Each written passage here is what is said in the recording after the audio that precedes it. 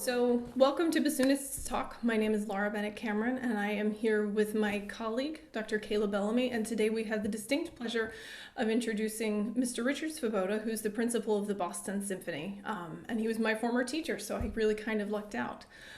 He's written a book that has been really central to my pedagogy and my understanding of the bassoon and the development of my personal technique, as well as the technique of my students. And it's his daily scale studies for bassoon, and we're going to talk about scales today. So, Mr. Svoboda, why are scales important? Why are scales important? They are the sort of the basic building blocks of technique for the bassoon.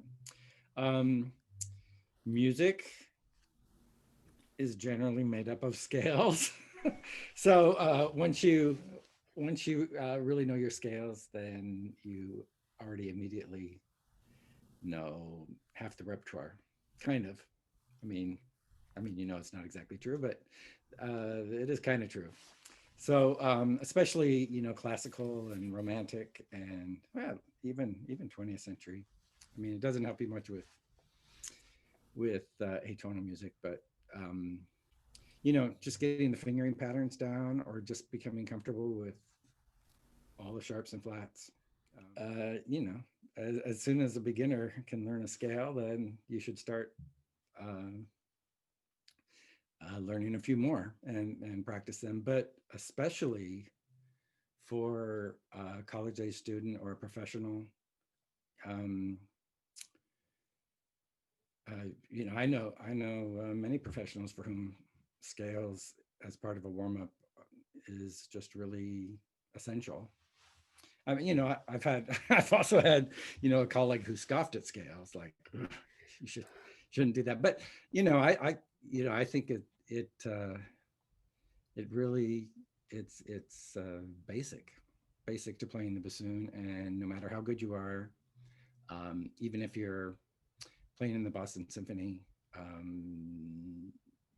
you need to try. It's a great way to maintain your technique and fluidity and all that kind of stuff. Yeah, so kind of playing right off of that, this is maybe not right in line of the questions that you may have been given, but if we're thinking about everybody practicing scales and kind of a lifelong scale practice, right? At no point do I feel like I'm ever done with scales. What would you consider kind of the next things that you use scales for, or that you work on once you have confidence in a key signature and you know how to push the right buttons? What are you using those scales for in your practice? So basically, as sort of a daily study is just reinforcing all of the finger patterns and everything, so that C sharp major feels just as comfortable as C major, for instance. And then after that,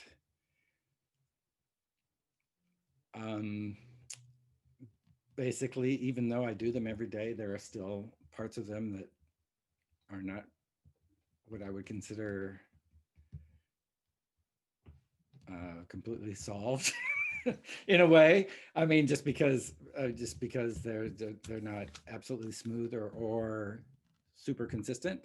I mean, depending on how much time I have, I will, while I'm warming up, if I'm warming up with the first, stuff in the first half, if I'm not really happy with something I just did, my scales, most measures you can do with like just on a loop. So I will just go back and do it again and see if on a second go round I smooth everything out, and if not, then I do some work.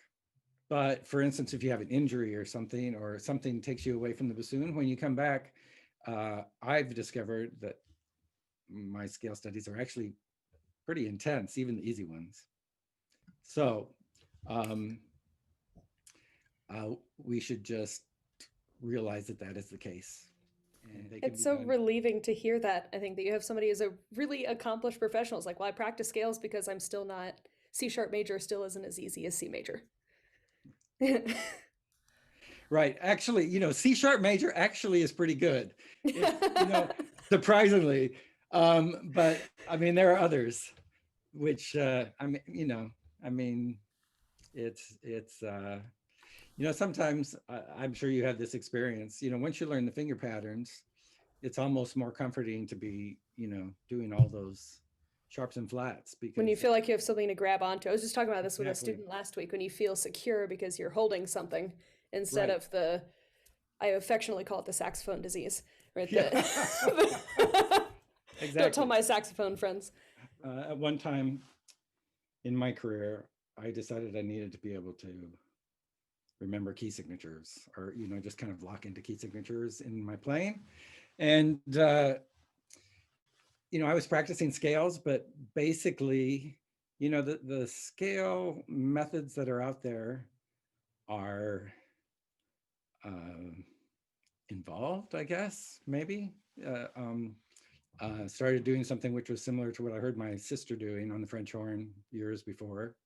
I decided there were a few things wrong with what I did, like they weren't really complete.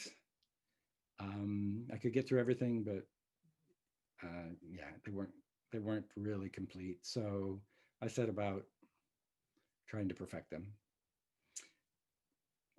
for myself and especially for my students. And then I came up with my scale book. That's really great.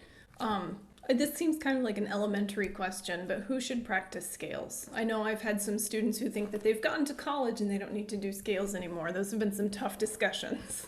Wow. Um, everyone should practice scales.